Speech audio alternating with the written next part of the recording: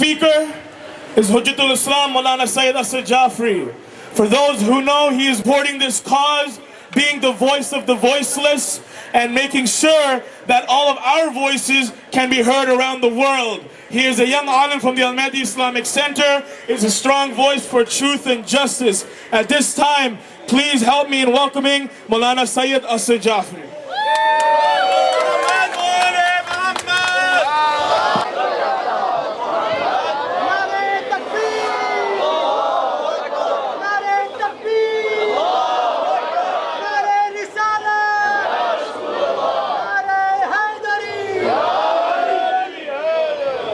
أعوذ بالله من الشيطان الرجيم بسم الله الرحمن الرحيم.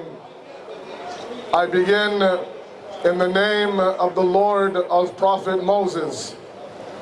I begin in the name of the Lord of Prophet Jesus Christ.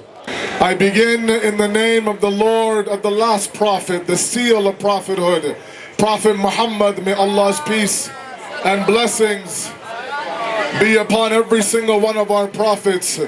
That same Lord of ours who has commanded us, directed us, informed us, instructed us to stand up for justice and look at the oppressor in the face and send a very clear message that so long as you keep doing your oppression, we will keep standing up against you. This is the day of Quds. It's a day of declaration. It's a day of responsibility. This is the day where not only do we fast as an obligation towards our Creator, it's a day where we rise up, look at the oppressor in the face, don't show a single moment of fear, and let them know that you can reject our permits, you can move us from Queen's Park, you can try to stop this movement, but everywhere I look, from my left to my right, I see people who are chanting for the freedom of Palestine. And everywhere I go, I see individuals in this heat, under this sun, fasting with their dry lips, chanting, "Free, free Palestine! Free, free Palestine! Free, free Palestine! Free, free Palestine!" My brothers and my sisters, there is no shortage of oppression in the world today. If you look right now in Iraq and what ISIS is doing, if you look right now in Pakistan and what the target genocide is being done, if you look right now in the fact that in a country like Kuwait, on the day of Friday, in our house of worship, for those who are fasting, for a member of the Saudi regime to walk in and blast these innocent individuals, it shows us that oppression is building day in and day out. However, this day that's been labeled and been created by the late, the great Ayatollah Ruhollah Khomeini, Rahmatullah alayh, was for Quds. And the reason why he meant it for Quds is because the oppression in Palestine is different. How is it different? Where every other country that oppression is recognized, the oppression in Palestine is legitimized by the international community. This completely complacent government, the government south to us, any world government who has any power, hasn't said a single word against the occupied state of Israel, of Palestine. They haven't said a single statement against the Zionist regime.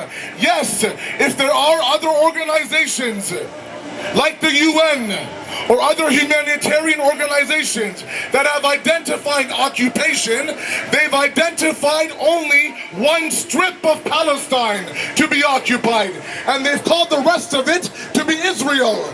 Can you imagine for a moment that someone walks into your home, invades your home, overtakes your home, controls your home, and then gives you a small room to live in and say, look, this is your room from now on, and if you speak out against this oppression, you're an anti-Semite.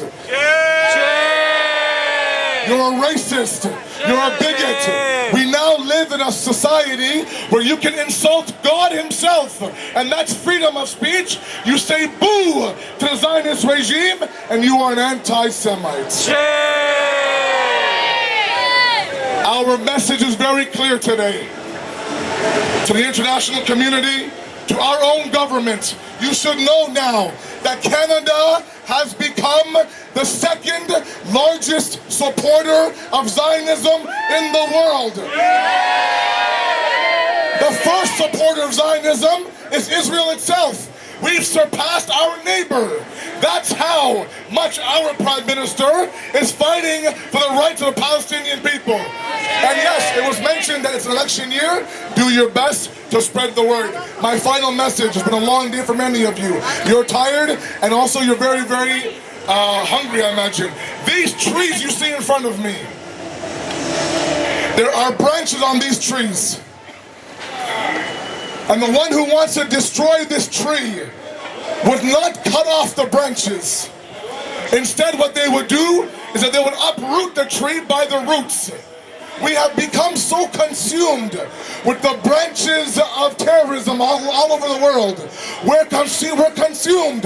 We're obsessed with ISIS. We're obsessed with ISIL. We're obsessed with Taliban, Al-Qaeda, Boko Haram, Al-Nusra, Al-Shabaab, so on and so forth. We've consumed our energy towards the branches of the tree. What we don't realize is every other branch goes down to the roots, and the root of every ounce of dhulm in this world is Zionism.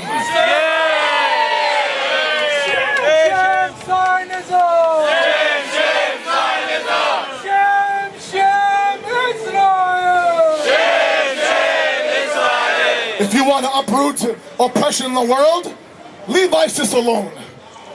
Leave Al-Qaeda alone. Leave Al-Nusra alone. Leave Boko Haram alone. Follow the path to that institution, that ideology that breeds this group, that feeds this group, that pumps this group up with all sorts of military weapons and medical treatment. Conquer that point, everything else will begin to fall all by itself. We're consumed with branches. I ask you now to uproot the tree of Zionism today.